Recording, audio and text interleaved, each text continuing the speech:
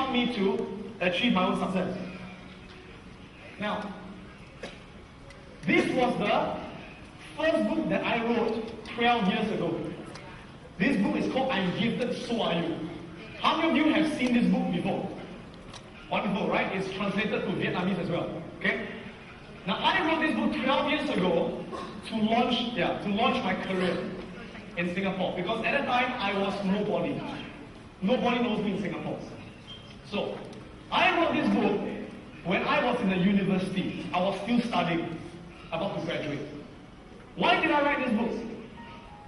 Those of you who know a bit about my history, you know that when I was young, I was a lousy student. I was lazy, I had no motivation, I failed many of my exams.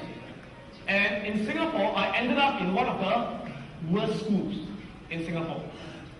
And then at the age of about 13 years old, I decided to change my life. I decided to wake up. And I attended a lot of seminars, just like you. I read many, many books, just like many of you. And when I attended the seminars and read the books, I got inspired by other people. We must always be inspired by other people. So I got inspired. And at 13 years old, I said, I want to change my life. I want to be a success. I want to be number one. Okay? So I started studying very hard. And from the bottom of the school in Singapore, I became one of the top students in Singapore. I went to the National University of Singapore and became one of the top students. So at that time, I was inspired. I said, hey, I want to write a book to teach other students how to succeed.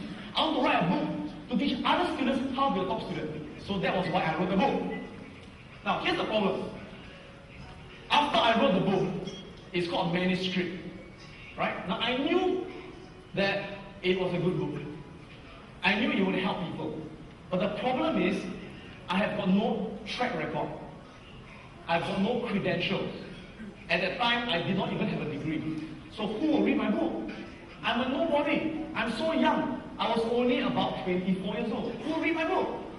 So I knew that I had to get a good publisher to promote the book. A good publisher that would give me the credibility. Yeah? So I took the manuscript and I went around to find a publisher. I went to the famous publishers, like Simon & Schuster. You know what they said to me? They said, we're not interested in your book. I said, fine. Went to another publisher, called Prentice Hall. They looked at the book, they said, I don't think your book will succeed. There's no market for a book. We're not interested. So I went to another publisher, went to another publisher, went to another publisher. I even went to a publisher called Penguin Books. There's a publisher called Penguin Books. And they even said to me, I'm sorry, but your book will not be successful. I thought, my God, even the bird doesn't want me. Okay. How to succeed, right? I didn't give up. I went on and on and on. And I was rejected by more than 10 publishers. No one would give me a chance. They say, you're too young, you've got no experience, no one will read a book. So eventually, one day, one publisher saw the manuscript. And he said, wow, this is interesting. And they called me up, they said, you know, Mr. Khoo, we want to publish a book. I was so excited. And this company that decided to do it is called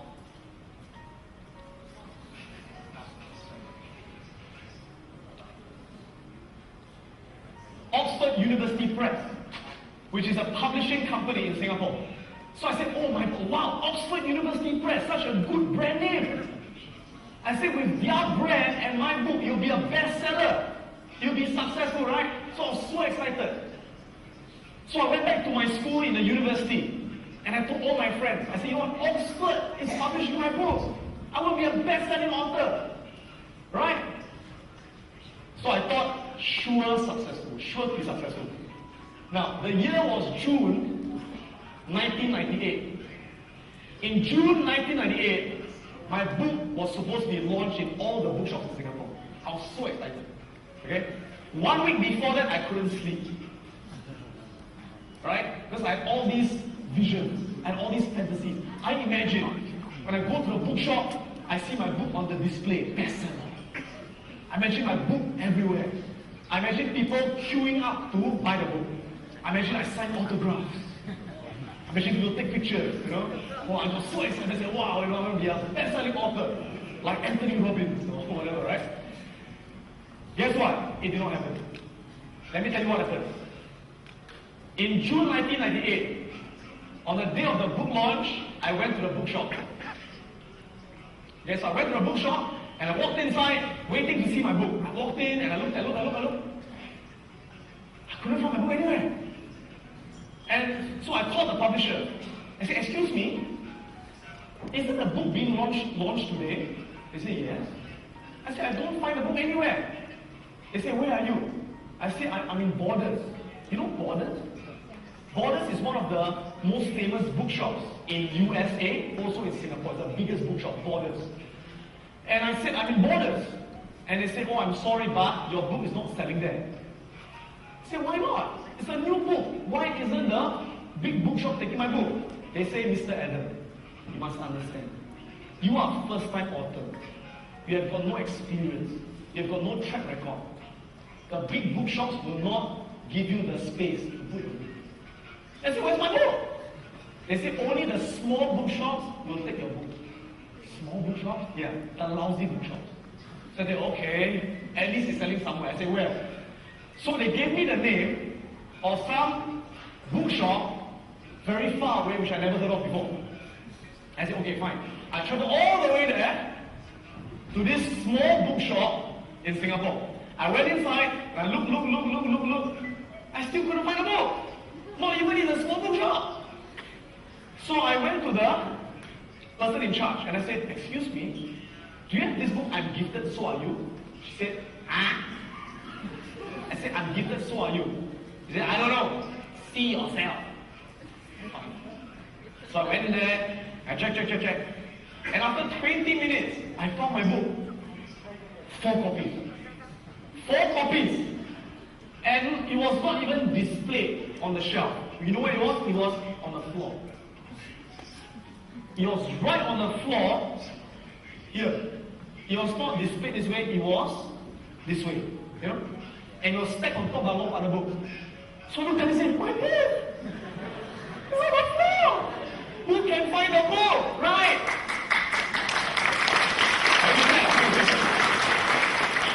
So I said, who can find the book?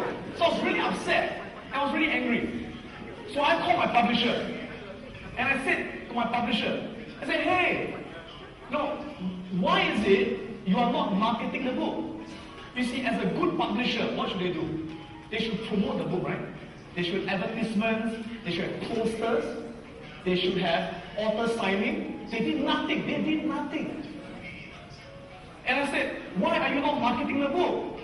And you know what they said to me? They said, Mr. Adam, you must understand. At Oxford University Press, we have got no marketing budget. We have got no marketing budget. I said, why? They said, because normally we only publish dictionaries. We only publish dictionaries. I said, huh? You only do dictionary? Oh, we also do encyclopedia. And they said, we don't normally do your kind of books. So we have no marketing budget. I said, but I thought Oxford University is a very big company. I said, yes, we are big. In London. Singapore, small, no budget. So I said, but if you don't promote the book, who can find the book? They said, I'm sorry, there's nothing we can do. So how did I feel? How did I feel? I felt like a what? I felt like a victim, right? I said, it's unfair. I wrote a good book. This is my dream. This is my first book. But no one can find the book. The bookshop will not take my book. They're not promoting the book. So I got really upset. 1 month passed, 2 months passed, 3 months passed. Did the book sell? Book didn't sell. Why? Because no one could find the book. And my friends came up to me and they said to me, Adam, I thought you are a best-selling author. I said, shut up. It's not my fault. I wrote a good book. It's a stupid publisher. It's their fault. I blame. And I started what? Blaming and complaining. So as far as I blame and complain, did the book sell? Nothing happened. So one day, a friend of mine, he said to me, he said, Adam, your book will never sell unless you take responsibility. I said, what do you mean take responsibility? Hello, I'm the writer. I did my job. I'm not the seller. It's not my responsibility. He said, yes. But Adam, it is your name on the book. It is your book. And no one cares more about your book than yourself. So from there, I thought, I said, you know what? For things to change, I must change first. So I said, okay, if they will not sell the book, I will sell my own book. So you know what I did? I went to the bookshops myself. I went to all the bookshops in Singapore. And I told them, will you put my book in the bookshop? They said, no. We've got other books. Why should we put your book? I said, you know what? If you want to achieve something, there's always a way to do it. Now I thought to myself, you know bookshops? Bookshops, they always like to get customers to come in. They like to have events. They like to have activities, right? So I said, okay. I talked to the manager. I said, I tell you what, I will do a free talk for your bookshop. Free talk. Don't pay me, free talk. And if I do the talk, people will come to listen, right? People come to the bookshop and you put my book. Is that okay? What did they say? They said, okay. So I made things happen. I was proactive. So from that day onwards, every week, I will do many book talks. I'll go to all the bookshops in Singapore. Friday, Saturday, Sunday, and I will talk about the book. Talk. Right? And people get to know the book. And I also went to a lot of the schools in Singapore. Schools to do free talks for the students to promote the book. And I even printed my own flyers, like flyers, right? So I used my own computer. I designed my own flyer that says, I'm gifted, so are you. How to be a top student. And every day after school, I'll go to the train stations, the bus stations, and I'll stand in front and I'll give away the flyers. I say, come to my book talk. My name is Khoo. My book is I'm gifted, so are you, right? Went out there, promoted the book. And the next thing I did was something that's never been done in Singapore before. Let me tell you what I did. I decided to advertise my book in the newspapers. Now, no one has done it before. Most of the time, when you see people advertise books in the newspaper, who advertises? The bookshop or the publisher. The author will never advertise his own book, right? I say, I will advertise my own book. Now, are advertisements cheap? No.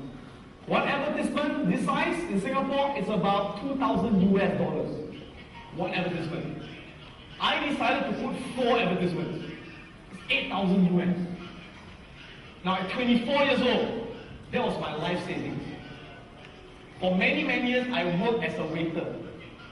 I worked as a salesman. And I saved my money, for 20 years. This is my savings. And I decided to take all my savings and put it into the advertisement. And one of my friends, who is an experienced author, he has written many books in Singapore. He said, Adam, what you're doing is very stupid. I said, why stupid? He said, because Adam, it's not your job to sell the book. It's the publisher's job. I said, but if I don't sell it, they won't sell it. It's my book. He said, Adam, you must understand. Even if you sell the books, you will not make back your money. Let me explain why.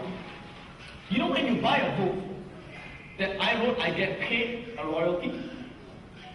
Right? When you buy my book, I get paid a royalty, right? Do you know what's the royalty, by the way? The royalty that I get paid is 10%. Not of the sales price of the book. It's 10% of the profits of the publisher. 10% of the profits of the publisher. Which means my book in Singapore sells at $28. When people buy the book, you know how much I get? $1. I get $1. So who makes most of the money? Who makes most of the money? The publisher and the bookshop. And my friend says, Adam, Singapore is very small. Singapore is a very small market. In Singapore, an average book sells about 2,000 copies. Average book, average. He said, even if your book is a good book, it will only sell, bestsellers sell 5,000 copies in Singapore. 5,000. He said, 5,000. multiplied by $1. How much is that? $5,000, right? So I said, Adam, you put in $8,000 advertisement, you get $5,000, you lose money. Stupid! Stupid! But you know what I said? I said to myself, even if I lose money now, it's okay. Why? I think in the future, I think long term. I think if my book becomes successful, I become famous in Singapore. I become famous, I will build my business to be more successful. I said the book is only a marketing. It's only a tool for marketing. So I decided to spend money. I took out the $8,000, and I advertised it everywhere. And people got to know about my book, right? And I can tell you that when you do the talks in the bookshops, it is not easy. See, like today, all of you calm down, you're sitting down listening to me, right? When you do book talks, you talk in a bookshop, people don't come to listen to you. They come and buy books. So you have to what? Get their attention, right? So when I first talk in a bookshop, I'm talking. No one is listening to me. I'm talking to the air. And I talk and talk and talk until finally people buy book. It's very, very difficult, right? And so slowly, the book started selling more and more as it became more popular. But you know, Borders in Singapore, the #1 bookshop in Singapore, they will still not take my book. They will not take my book. And you know why? They said, we do not take local authors. We only take international books. From America, from London, Singapore. We will not take your book. But I knew that I have to get my book into Borders because it's the #1 bookshop. And I said, there must be a way to do it. There must be a way. So I thought of a way. You know what I did? I said, let's make things happen. Now, at that time, I have got many students in Singapore. And I told them, I said, I need your help. Each of you, help me to call Borders 10 times a day. And every time you call Borders, ask my book, I'm gifted, so are you. And I had a few hundred students. And every day they will call Borders every 5 minutes. And they ask, do you have the book, I'm gifted, so are you? Do you have the book, I'm gifted, so are you? Do you have the book, I'm gifted, so are you? Do you have the book, I'm gifted? I think Borders was thinking,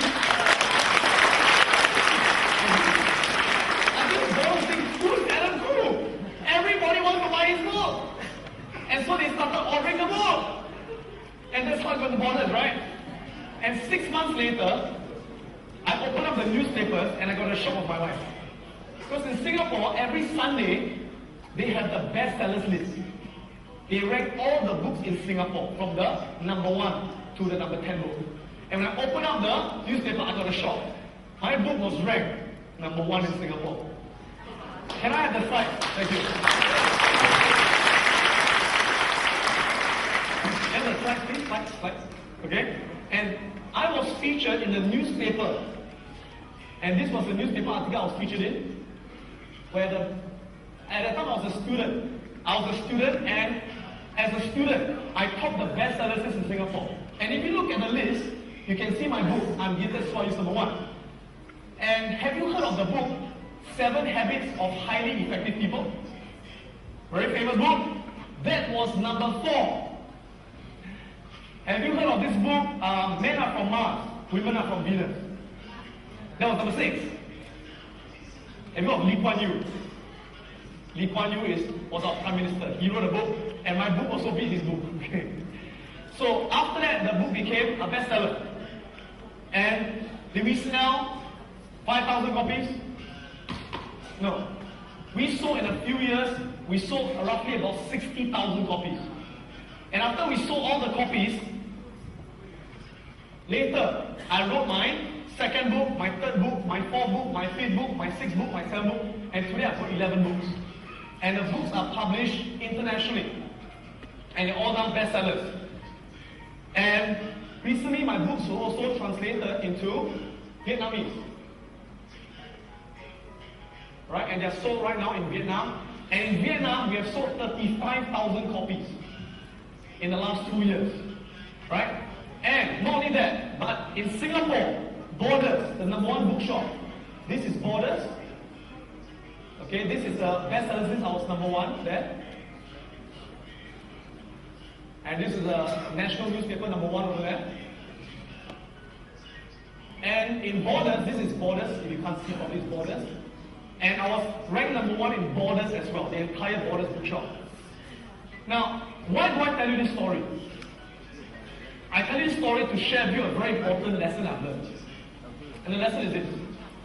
Very often in life, when we got dreams, we got goals, many people will not give us a chance. Many people will not give us a chance. And if people don't give us a chance, don't complain. Don't blame. Because if you do, nothing will change. But when people don't give you a chance, what do? You make your own chance.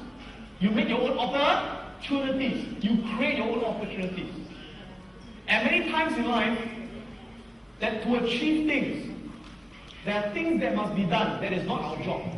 It's someone else's job. But if we keep thinking it's someone else's job, it never gets done. Sometimes we just got to take action and do it and make it happen for ourselves. Does this make sense? Yeah? So I hope that you learn something from this lesson. And can I give you a little exercise to do? Exercise? Yeah? Because I believe if you just input, you don't really learn anything. You got to output as well. When you output, you learn even more. So I'm going to give you a little exercise, and during this exercise, please stay back and do the exercise. If you really have to go to the toilet, it's really urgent, run quickly and go. If not, stay here to do the exercise. Is that okay? Okay, so here's the exercise. And the exercise, I think, is on page 7. Page 7. Page 7. And I'm going to show you how to do this exercise. And I'll ask some of you to share what we have learned, yeah? Can I have the video over here? Okay.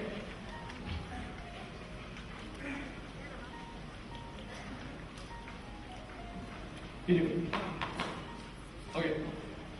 Now, on page 7, you see 3 things, right? You see that? On the first column is what we call blame. The things we are blaming. We blame the customers, we blame our competitors, we blame our partner, we blame. And as long as we are here, our business can't change. We can't change. On the second column is what we call take charge. From blaming, how can we take responsibility? And the third column, it is called new actions. What are the new actions you can take to change the results? So let me give you an example. Every time I work with business owners, I work with entrepreneurs. Many business owners always blame these group of people. They always blame their staff. Isn't it true? They always blame their employees. They say, Adam, my business can be better if I got better employees. My business can be more successful if I got better employees. They say, Adam, my competitor, they got better staff. Why can't I get better staff? Why are my staff so lazy? And they blame the staff. They say my staff are lazy. When I first hire them, they are motivated. But after a while, they become lazy. How many of you find this to be true sometimes? That some of your staff are lazy? Any of you? Staff are lazy? Okay? Or they say, my staff, they are not motivated. Or they are not proactive. They are reactive.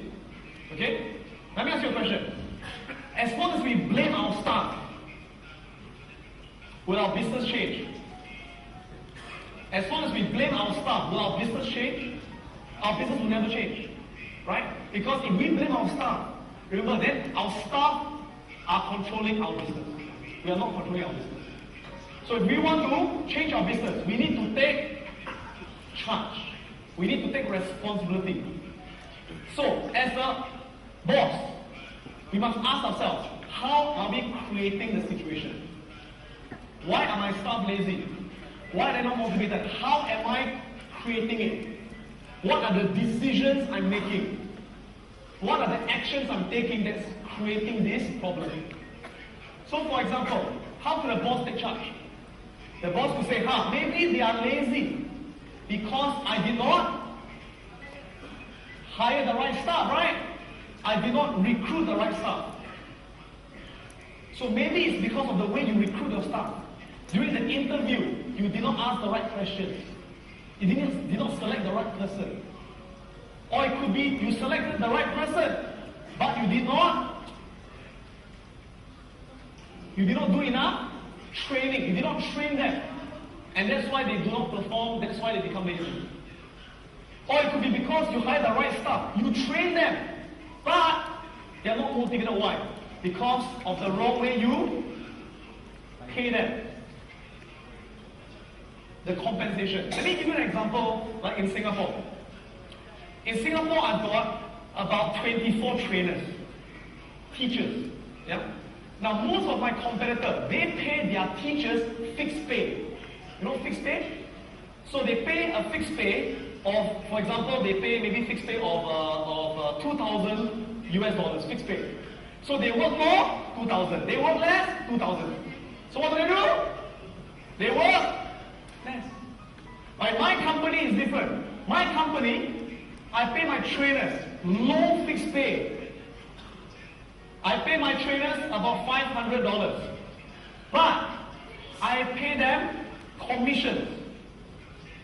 I pay them commissions, I pay them training fees. So the more hours they train, the more they teach, the more money they get. They teach more, they earn more. They teach less, they earn less. And how much can they make? Unlimited. If they are a good trainer, they get a lot of customers, they can earn a lot of money. For example, in my business, I'm the chairman in my company, right? I'm the chairman. But do you know some of my trainers, some of my teachers, they can earn more than me? Yes. If they train more hours, if they teach more, they can earn more than me. My trainers can also earn more than my CEO. So the way I do my business is very fair. We pay based on performance. We pay based on result. The person who gets the most result will get paid the most. So everyone is motivated. So that makes a difference. So the moment I take responsibility, I am creating the situation. Then I can take new actions. I can begin to do new actions. I can change the way I recruit people. Where I carefully select the right people to join my company. I won't choose anyone. I only choose people who do more than expected. I only choose people who are proactive. And when I hire people, I make sure what do? I do a lot of training. I train them to have the right mindset, to have the right skill set.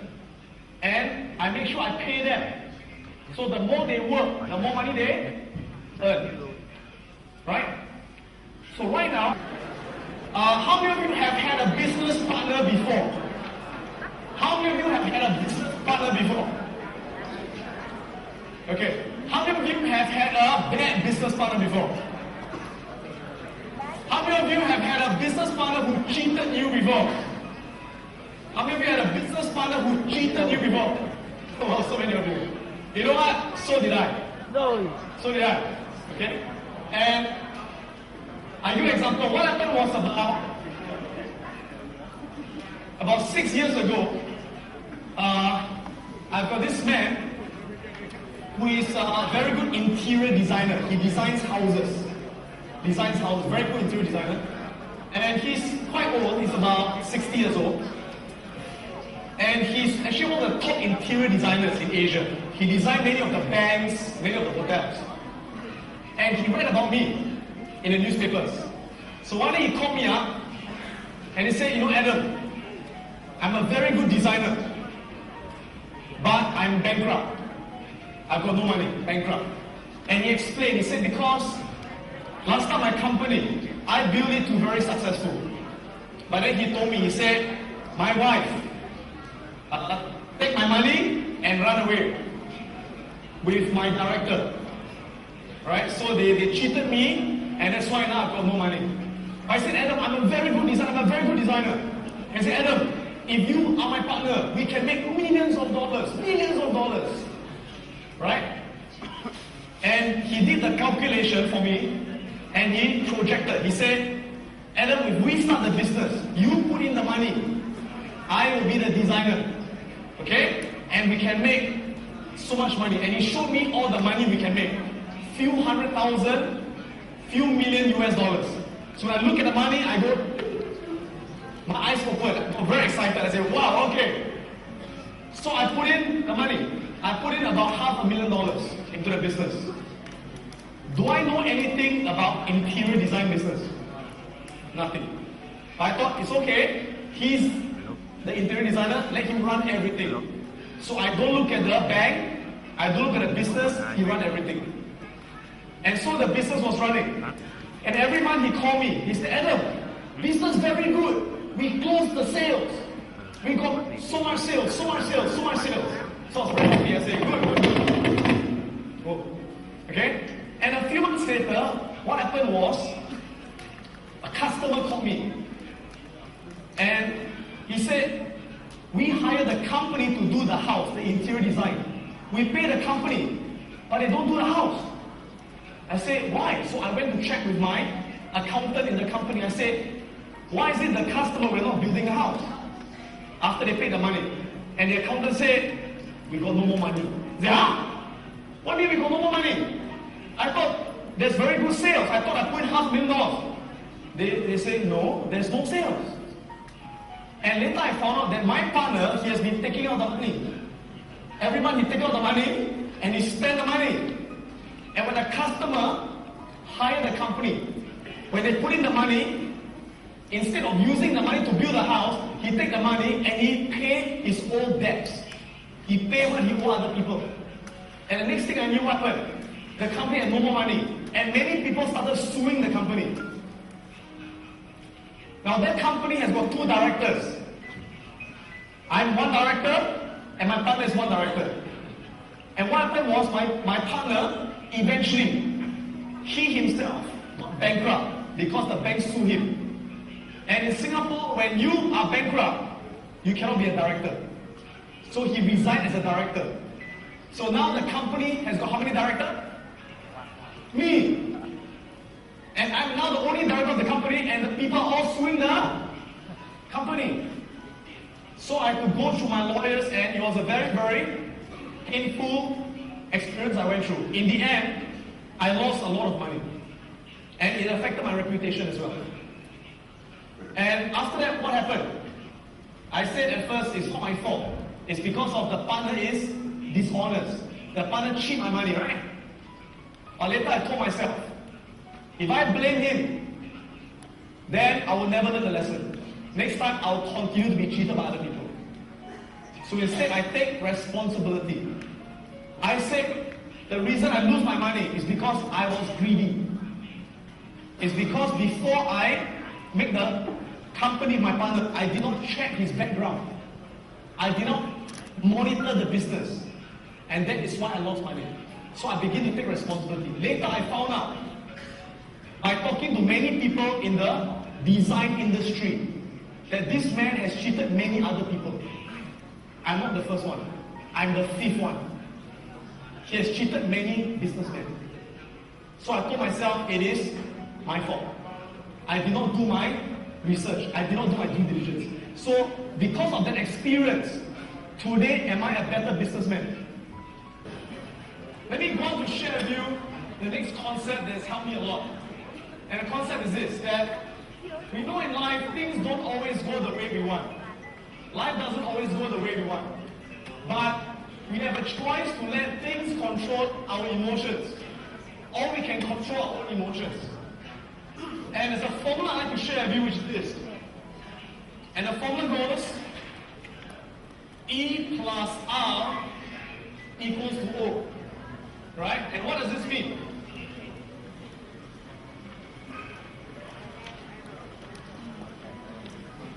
I'll show you where it is on the notes in a while. Don't worry. I'll show you it's in the notes later. Yeah? So just take a look at this formula. And what does E stand for? E stands for event. Event. Okay? Let's all say it together. Everyone say event. Event. Okay. What's an event? An event is anything that happens to us. For example, if you're born in a poor family, that's an event. If you're born in a rich family, that's an event. You've got a good wife, that's an event. You've got a lousy wife, that's an event. The economy going through a recession, that's an event. Your company wins business, that's an event. Your staff leaves your company, that's an event. So events are things that happen to us all the time. Some events can be good, and some events can be bad.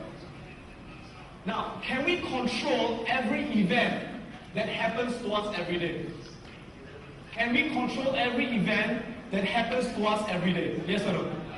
No, we can't. Right? Like for example, imagine you're a windsurfer. You know windsurfing? As a windsurfer, can you control where the wind is blowing from? Can you control where the wind is coming from? You can't control the wind, right? So if you're windsurfing, and the wind changes direction, and if you blame the wind, you say, stupid wind. Right? Can you control the wind? You can't control the wind, so why blame the wind? There's no point blaming something you can't control. But you can't control the wind. Can you control your sail? You can control your sail. The wind changes direction, and if we change our sail, we can still go in the direction we want to go. But you see, a lot of people in life, they believe that the event is what creates the outcome.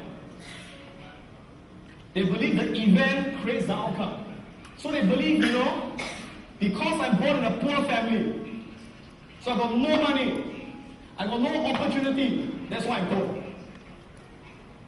Or they believe that the economy is in a recession, so there's no customer, so that's why my company goes bankrupt. Or I got a lousy partner, I got a lazy partner, so my business will fail. A lot of people, they blame the event, right? People who are very successful, is it because they got all the good events? People who are very successful, is it because everything goes the good way, the way they want it to go? Yes or no? No. We know that some of the most successful people in the world, they go through the worst events. The worst things happen to them. They got the worst partners, the worst family, the worst economy, but they are still successful. Why? Because they believe the event does not affect my outcome. But what affects my outcome is the way I react, or the way I respond to the event that affects the outcome. Everyone, let's say this together. Everyone say, respond. Respond. Okay? So out of 100%, thank you. Respond, right? Out of 100% of the outcome, 10% comes from the event. But 90% comes from the way that we respond. Now we can't change this. We can't change this. But can we change this? Can we control this? We can't control this. We can't control what happens in the outer world. But we have absolute control what happens in the inner world. So let me give you an example. How many of you have ever worked very hard on something before? You have worked very hard on a business, or you worked very hard on a relationship, but it failed. How many of you have experienced this before? All of us, right? All of us, right? Okay. So when you work very hard on something, you do your best and it fails. How do you feel? How do you feel?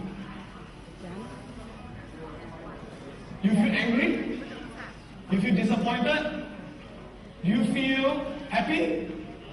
Do you feel motivated? Do you feel like giving up? Now, do we all feel the same thing? When all of us fail, we get a bad event, do we all feel the same thing? Do we feel the same thing? Who says yes? Who says no? The answer is no. We all feel differently, right? Depending on how we choose to respond. I give you an example. Let's say, for example, a person works very hard, but they lost the business. They lost the business. How do they feel? Depends. Some people, how will they respond? They will respond by saying, why? Why did this happen to me? Why am I so unlucky? Why am I so stupid? I'm such a failure. It's too difficult. I can never succeed. I'm giving up. Right? And if you respond this way, how do you feel? You feel like giving up and you will not take action. And what's the outcome? Will you succeed? You won't succeed. But some people, they go through that same failure. They lose the business, but they respond differently. They say, you know what? What can I learn from this? How can this make me a smarter businessman? How can this make me better than before? How can I learn from this? So next time, I can win a bigger deal than what I just lost. And if they respond this way, will they be more motivated to change and to take more action and get better results? Yes or no? Yes. So it depends on how you choose to respond. Let me share with you a story of a person I know who is very, very inspiring in Singapore. Can I go back to the slides?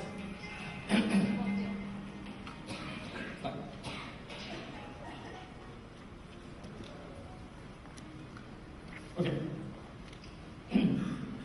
Let me tell you the story of this person.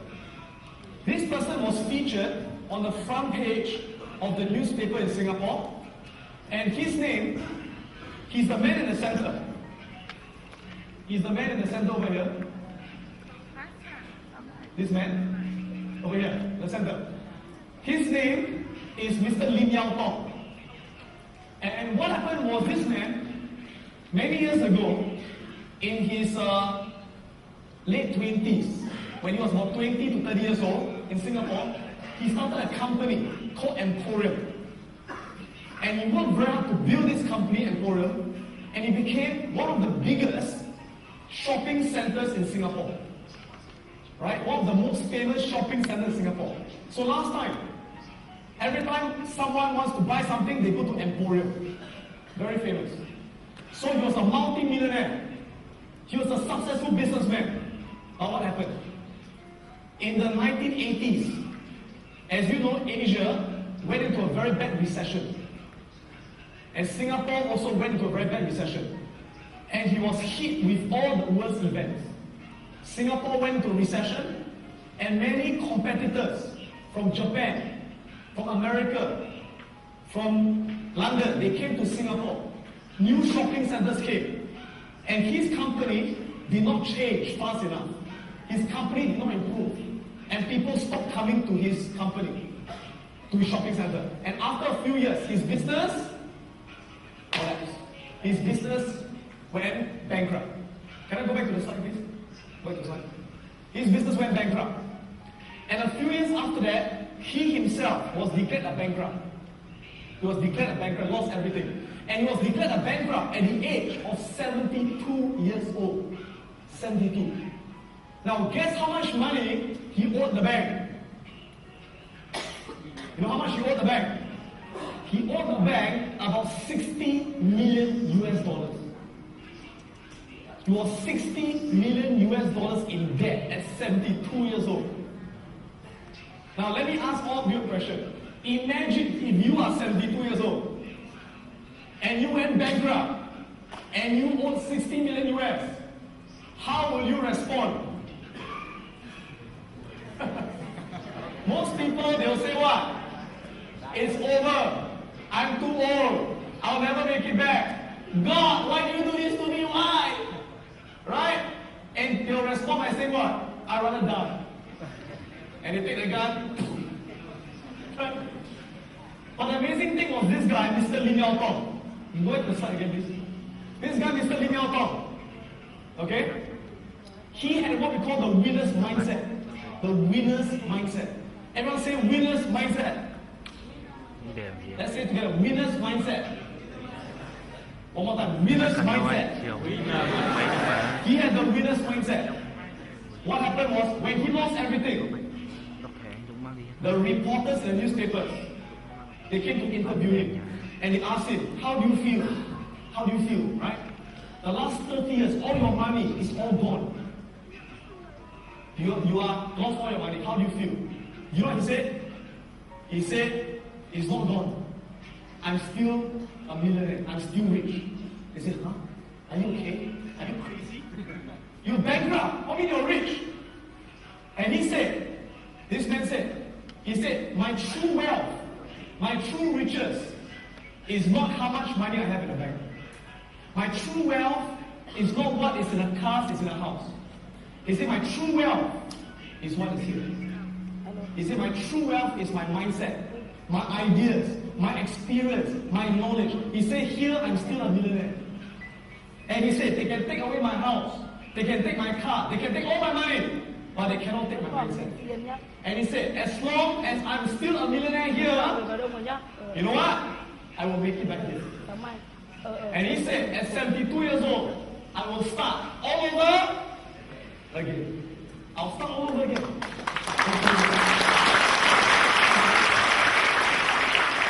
And start from zero. Does he start from zero? Is it zero? Zero? No! Minus 60 million. Minus 60 million. So what do you do? He left Singapore. He went to Malaysia. He went to Brunei. And he started all over again. Now he had no money. But what did he do? He had the courage. He was proactive. He went out there to look for new investors. He went out there to borrow money from his friends. He started all over again. And 10 years later, at the age of 82 years old, what happened? He made back all his money. And he became a millionaire once again. So what's the lesson I want to share is this?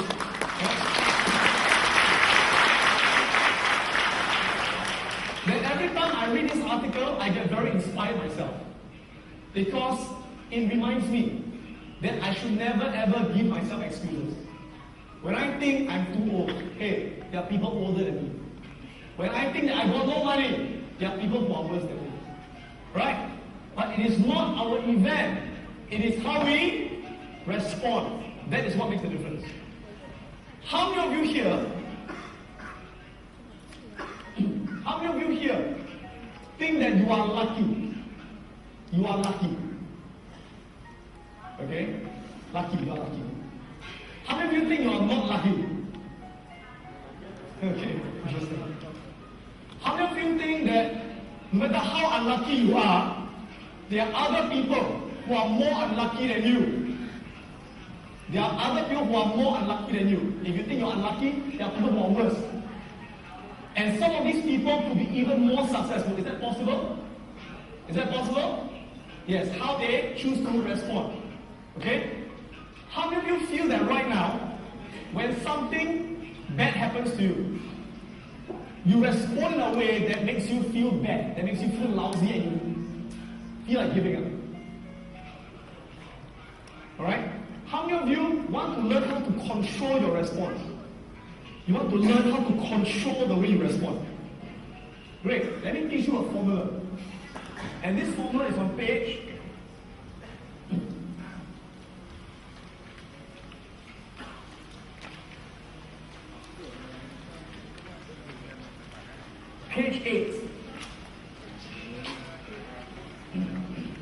Page 8. Okay, go to page 8. And on page 8, now I'll need the camera. I need the slides from now on. Just focus on the slides. Okay. On page 8, you will see something like this. On page 8, right? You see, whenever something happens to us, we must learn to control our response. Because it is how we respond that will affect how we feel, what we do, and the outcome that we get. So, how do we respond? Let's learn how we respond. You see, whenever something happens to us, We always respond in three ways. Three ways. How many ways? Three ways. The first way that we respond is we always ask ourselves this question. We always ask ourselves, what do I focus on? You see, as human beings, we always talk to ourselves. As human beings, we always talk to ourselves in our mind, right? And what we say to ourselves affects our focus. So the first thing is, what do I focus on? So some people, when bad things happen to them, what do they focus on? They focus on this question. They ask themselves, why did this happen? Why did this happen to me? Right? And some people, they focus on this question. Who's to blame? Whose fault is it? And some people ask themselves this question, what have I lost? What have I lost? So imagine, that man was 72 years old, right? Mr. Lim. When he went bankrupt, when he lost all his money, imagine if every day he keep thinking, why did this happen to me? Why did this happen to me? Will he get an answer? No. If he keep asking, why did this happen to me? He will never find an answer. Imagine if he keep thinking, who's to blame? Who's to blame? Whose fault is it? The recession's fault. My competitor's fault. And if every day he focuses on, what have I lost? I lost all my money. I lost all my money. How will he feel? He'll feel negative, right? He'll feel lousy. And probably what will happen? He will give up. Now people who succeed, why? It's because they don't focus on the problem. They don't focus on what they lost. You know what they focus on? People who succeed, they focus on this question, what can I learn? That's the most important question. They keep thinking, what can I learn? Can we say this together? We say, what can I learn? What can I learn, right? Now, your brain is very interesting. When you ask your brain a question, your brain will find an answer. When you ask your brain a question, your brain will find an answer. Your brain is like Google. You know Google? Your brain is like Google. If you ask your brain, why am I stupid? Your brain will tell you all the reasons why you're stupid. But if you ask your brain, how can I be better? Your brain will find ways to be better. You must control what you say to yourself. So if you ask yourself, what can I learn? What can I learn? What can I learn? You know what? You will learn something. So that man, Mr. Lim, he asked himself, what can I learn? What can I learn? And you know what he learned? He learned that his business must keep improving. His business must keep changing. All competitors will take it away. That's what he learned. And he focused on the next question, which is, what do I have? You see, losers always focus on what they don't have, and they feel lousy. I don't have money, I don't have time, I don't have this, I don't have that. Winners always focus on what they have. So that man, Mr. Lim, he focused, what do I have? What do I have? He doesn't have money, but what does he have? He has mindset. Yes, he has got his mindset. He's got his experience. He's got his health. He's got his friends, right? And when he starts to focus on what he has, he begins to feel motivated. You gotta focus on what you have. And the final thing, he did not focus on what he lost. He focused on, how can I turn this around? How can I make the money back? How can I make the money back? So in other words, don't focus on the problem, focus on the solution. And when he begins to focus on it, he gets motivated. So the first thing is, focus on what you can learn, focus on what you have, and focus on how you can turn it around. The second way we respond is we ask ourselves this question, what does this mean? What does this mean? What does this mean? You see, the interesting thing is this. The same thing can happen to two people, but it means different things to them. Okay, let's imagine, one day, you are walking down the road. Okay? Walking down the road. And suddenly a tree fell, okay? And it missed you just by 1 second. So if you are too late, you die. But the tree fell and you did not die. You were saved by 1 second. Now, if that happens to you, how do you feel? Okay, how many of you would feel lucky, like, oh, I'm so lucky, and you will go to the casino and gamble? Okay, how many of you would say, no, this is not luck? It's because God saved me. It's because I'm not meant to die.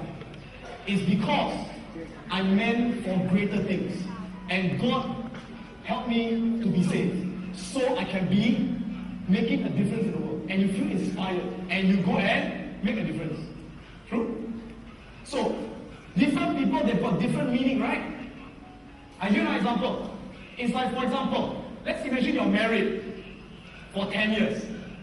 And one day, your wife or husband says to you, I'm going to leave you. I don't want you. Goodbye. What's the meaning? Some people say, oh my God, my wife leave me. It means no one will love me anymore. It means I'll be lonely the rest of my life. It means I'm useless, right? But some people, if the wife leaves them, they say, good, good, good. I find better wife. I find a better wife or better husband who loves me even more. It's a blessing, right? So is it good or bad? It depends on the meaning that you give to it. What is the meaning? So some people, when things happen to them, they see it as a curse. They see it as bad luck. But some people, they say it's not bad luck. It is a blessing in disguise. It's a blessing in disguise. Some people, when bad things happen to them, they think bad luck. But some people think it's not, it's a test. I'm being tested. Life is testing me. Or they believe God is testing me, if they believe in God. Okay? Some people, they see things as a loss. Other people, they see it as an opportunity. So what is the meaning you give? Losers always see things as a loss. Winners see things as an opportunity. What is the meaning you give? The third way we respond is we ask ourselves this question. What am I going to do? Can we say this together? What am I going to do? What am I going to do? Can we say this? Ready? What am I going to do? What am I going to do? Okay. So what do some people do? Some people, when bad things happen to them, they do nothing. Oops. Some people, they do nothing. Right? They just complain. But some people, when bad things happen to them, they will take action. But they take destructive action. They take negative action. They say, my wife leaves me, I will kill her. I'll kill her lover. Okay. But some people, they take creative action. They say, my wife leaves me, never mind, go. I find a better one. What is the action we take? True? So, for Mr. Lin, who is 72 years old, when he went bankrupt, what is the meaning he gave? He said, it is a test. It is a test, and he started to take new action. Let me show you one last thing, okay, before we take our lunch break in a while. Show you one last thing. So once again, let me ask you a question once again. How many of you think you are lucky? Who thinks you are lucky? Okay, more hands up. Who thinks you are not lucky? Right, again. No matter how unlucky you think you are, there are people who have got less than you. I'd like to show you another story of another man who has inspired me a lot as well. And this man, his name is Nick Vujicic. How many of you have heard of Nick Vujicic? Who's heard of Nick Vujicic? Who's not heard of Nick Vujicic? Who has not heard of this guy? Okay? Now this guy, he's an Australian. Yeah? And if you think that you have a lot of bad luck, this guy is worse. Because what happened was, when he was born,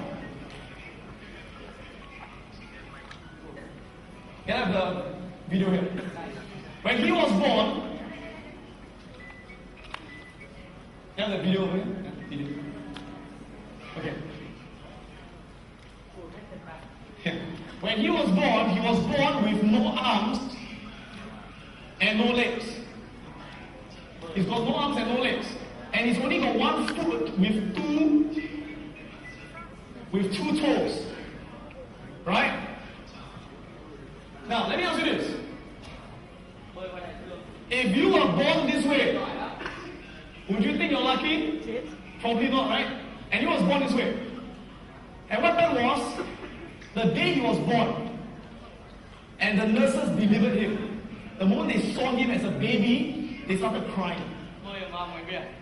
Can you imagine? A baby born with no arms and no legs? Yeah?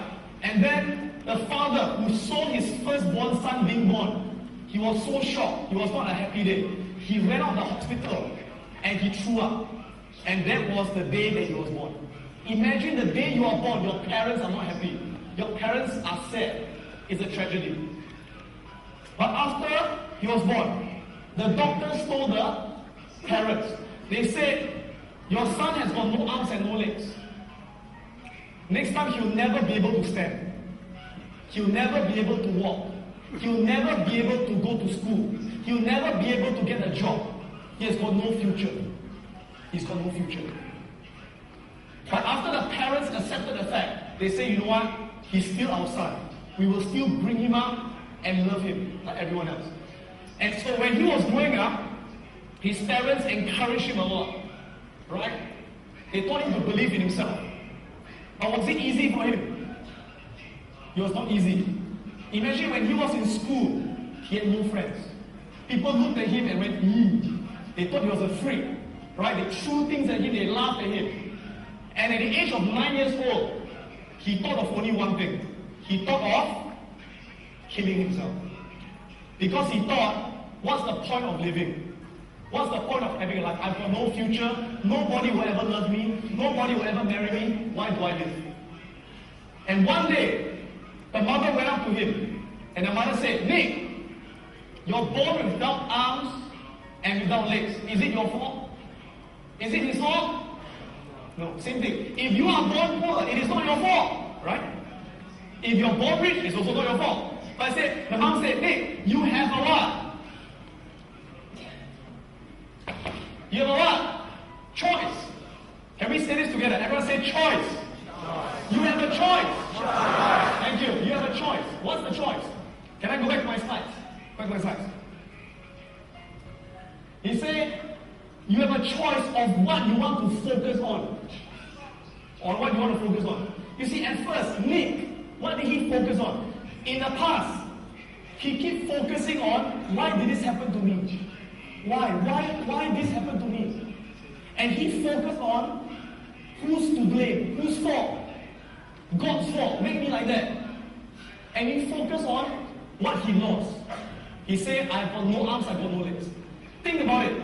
If you focus on the first three things, how would you feel? You feel like giving up, you feel negative, right? But the mom taught him, change your focus. Change your focus. And he began to focus on, instead, what can I learn from this? He asked her, what can I learn? And he found an answer. Remember Google? When he asked himself, what can I learn? He realized, you know what I can learn? I can learn how to do things without arms and legs. I can learn to do things without arms and legs. And he began to focus on, what do I have?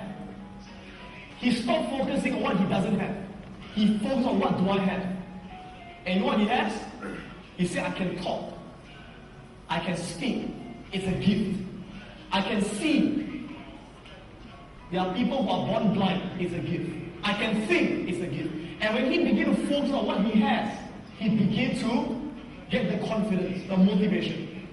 And he focused on, how can I turn this around? How can I turn the problem into an opportunity? But what's the most important thing? He changed the meaning. He changed the meaning. He changed the meaning. At first, when he's born this way, you know what he says? He says, it means I'm worse than other people. It means I got bad luck. It means I'm disabled. It means I'm just unlucky. But after that, he changed the meaning. He said, you know what this means? I'm not unlucky. He believes. God purposely made me this way. God made me this way to test me, to get me to inspire other people, to test my courage. That's what it means. He said it means I'm here to inspire the world.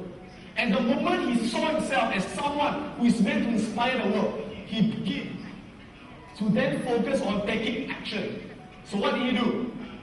He began to have a vision of his life, to have goals. And he set 5 goals for himself. His first goal that he said, when I grow up, I want to become a millionaire. He said, I want to be a millionaire by the age of 30 years old. Can you imagine someone like him say, I want to be a millionaire with no arms and no legs? His second goal, he said, I want to go to the university to get a degree like everyone else. His third goal was to become a motivational speaker like Khoo. Right? And his fourth goal was to write a book. Imagine writing a book without arms and legs. He writes a book with 2 toes, typing on the keyboard.